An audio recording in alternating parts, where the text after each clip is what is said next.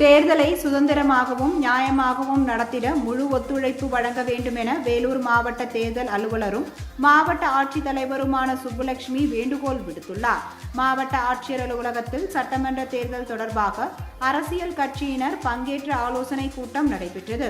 இந்த கூட்டத்திற்கு பின் செய்தியாளர்களிடம் பேசிய மாவட்ட ஆட்சித்தலைவர் சுப்புலட்சுமி, வேலூர் மாவட்டத்தில் மொத்தம் 11,33,587 வாக்காளர்கள் உள்ளனர். இந்த வாக்காளர்கள் வாக்களிக்க 676 அமைப்பிடங்களில் 1427 வாக்குச்சாவடிகள் அமைக்கப்பட்டுள்ளன என்றார்.